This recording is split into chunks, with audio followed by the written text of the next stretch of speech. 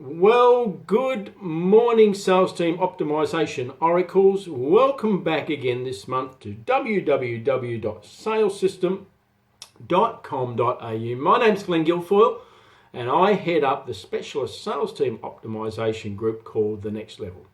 And we come to you each month with a video bite like this in the name of promoting and provoking your thinking about how you can optimize your sales team and maximize the return on investment in terms of mobilizing that B2B sales team.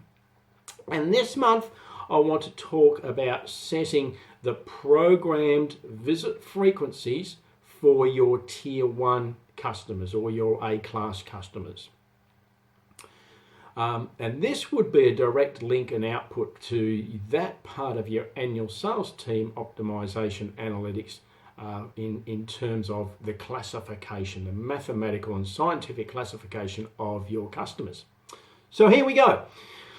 So you've run your annual STO analytics, and in so doing you've produced a range of outputs, one of which would be to refresh your classification of customers into your tier 1, tier 2, tier 3, gold, silver, bronze, A class, B class, C class, however you call them. And as part of that, in fact, you would be looking at an ideal scenario where putting aside the actual mathematical veracity of doing that, that's a topic on its own altogether. You should really have 3 subclasses within your tier 1s. So your tier 1 loyals, who would have high loyalty, high market share. Your tier 1 stars, medium to high current value with medium to high potential value. And your tier 1 cultivates, who would be characterized mathematically by low current value but high potential value, and so therefore low share of wallet. Now, the question becomes how to differentiate the effort of your account managers visiting those tier 1s accordingly and the visit frequency program.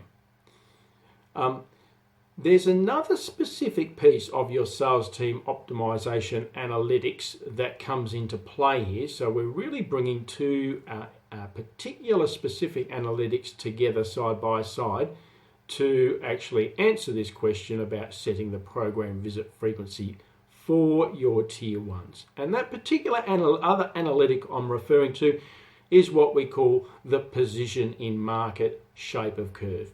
Now, amongst a range of outputs, one of the key things that this particular analytic will show you is your position on that shape of curve against your competitors in terms of market share. So simply whether you belong in the top end, the 80%, the 80-20 or variation thereof, so the 20% of customers garnering 80% of the market share, whether you're in the mid-range group, the 10-10, 10% of customers gaining 10% of market share, or whether you're one of the tail-end Charlies, the 10% of customers who, the 70% of customers who enjoy 10% collectively market share.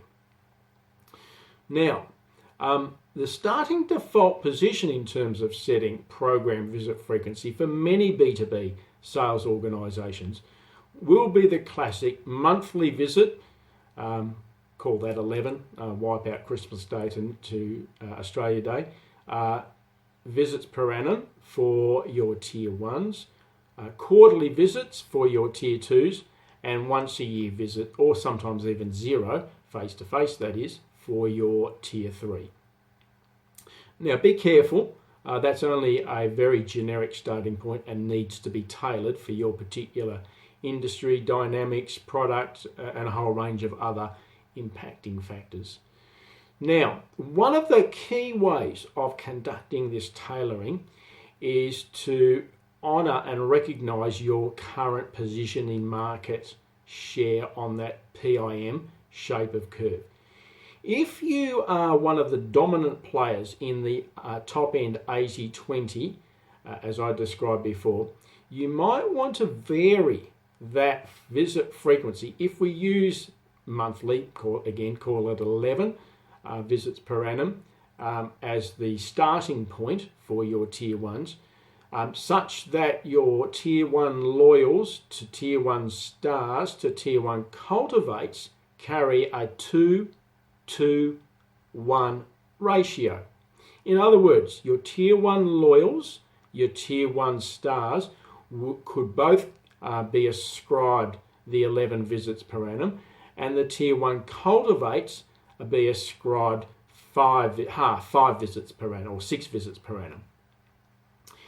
However, if you exist in any of the other key regions of that position in market shape of curve, the 10-10 mid-range group or the 10-70 tail-end Charlie group, then if your market share is relatively static, then you might apply an even 1-to-1-to-1 weighting ratio. In other words, 11 visits, whether the customer is a tier 1 star, tier 1 loyal, tier 1 star, or tier 1 cultivate. However, if you are in one of these two groups in terms of market share and position on the PIM curve, and you are on the rise in terms of market share, you might look to apply a 1-to-2 ratio. In other words, your tier 1 loyals might be ascribed 6 visits per annum, and your tier 1 stars and cultivates 11 visits per annum each. Alternatively, if you are in decline in terms of market share and existing within one of those two broad groups on the position in market shape of curve, then you might flip it around and ascribe a 2-to-1 weighting. In other words, your tier 1 loyals, your tier 1 stars ascribe the 11 visits per annum, and your tier 1 cultivates the 5 visits per annum. Again, in all these cases, you can run with the quarterly visits for tier 2s and the 0 or 1 face-to-face visits for your tier 3s. So that gives you a basis for the quantification and how you might weight accordingly the visit frequency account management program, particularly for your tier 1 customers and the way they are sub-segmented into tier 1 stars, loyals, tier 1 stars, tier 1 cultivates.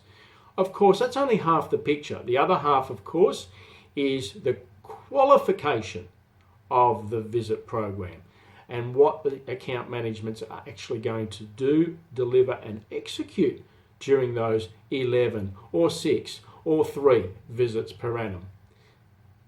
But that's another whole chapter in itself. We'll pick that up at some point in the not too distant future. That's the message I wanted to leave you to ponder for this month. Of course, always delighted to pick up the topic and continue it one-on-one over the telephone. But for now, Glenn Guilfoyle, The Next Level. Bye for now.